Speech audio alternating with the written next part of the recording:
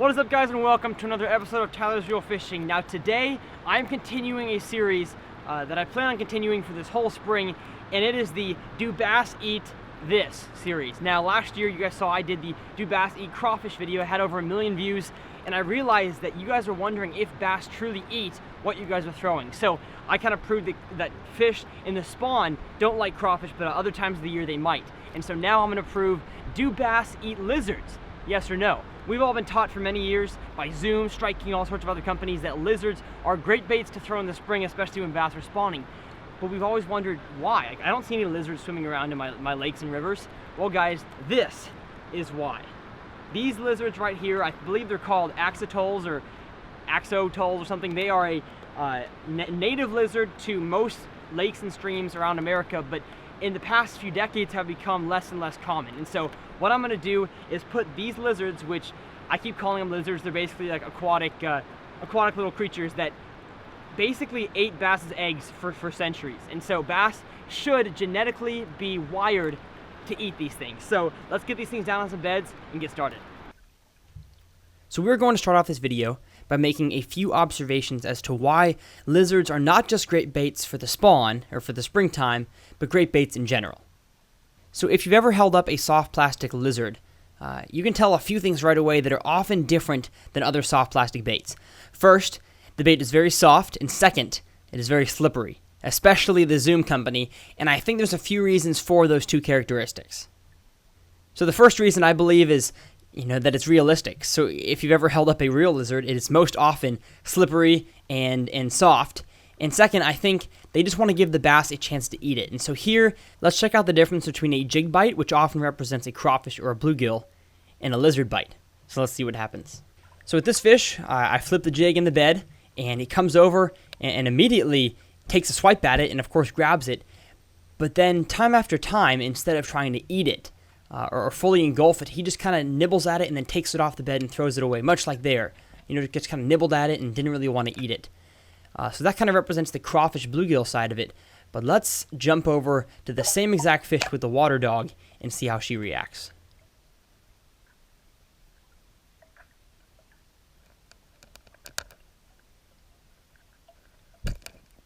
Boom.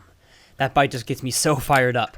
I think the reason why this fish was able to eat so well is because, one, it knew that it was real. It wasn't faked out by the fake jig or any other fake soft plastics. It knew that it was a real lizard, and I hope that my hypothesis is right, that fish was somehow wired to hate lizards on the bed. And so I think it was just cool to see how it can react to it in such a way that it fully engulfs it with no problems. The jig and any other bait I would throw down there, it would have a problem getting it in its mouth, or it wouldn't want to. But this one just came right up and nailed it.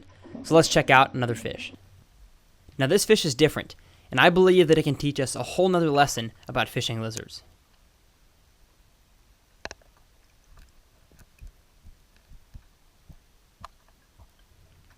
So I think what just happened is a situation that we as fishermen often find ourselves in, when we get a bite and we reel down and set the hook, and our bait comes back with no tail. As you can see here by the slow-mo replay, this fish just grabbed the lizard by the tail, much like fish do with a whole bunch of soft plastic baits, and just dragged it off the bed. And so I think we can think about the situation when we're fishing, in that some fish are going to want to just, completely inhale it like the first one.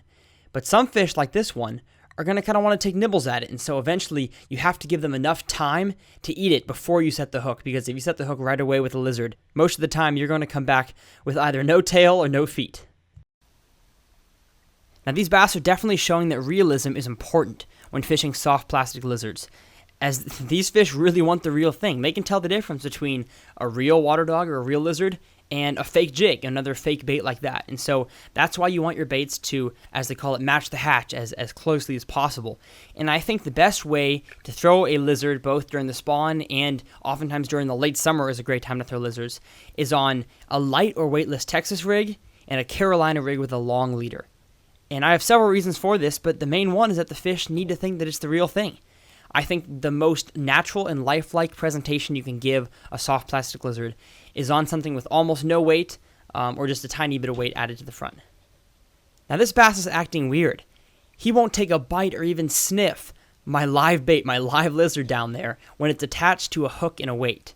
I mean, look at that. Look, he's not even taking a bite at it. I mean, it's just crawling around through his bed, and he doesn't even want to take a bite. But watch what happens as soon as my lizard frees itself from my hook. The water dog is just now exiting the screen. As you can see, the bass is eyeing him down, and then all of a sudden, the bass just takes off. And I wish I could show you guys what happened above the water, but I sadly couldn't get a camera on it. That bass just chased down the lizard and completely ate it, like it was gone. It didn't even attempt to spit it out, put it somewhere else in the pond. It was just gone. And so I thought, man, it must have really liked the full realism of the bait without a hook, without a weight. And so I took the last water dog that I had and threw it in there, and just watch what happens, guys. It's incredible. The water dog attempts to take a little swim over the branch, and gulp. She's gone. That's the power of realism, folks. You want to make your lures as real as possible because, as you can see, that bass wouldn't sniff it when it had a hook, and as soon as it didn't have a hook, man, it was gone. Bye-bye, lizard. So for the remainder of this video, sit back, grab some popcorn, and enjoy slow motion hits of underwater lizards.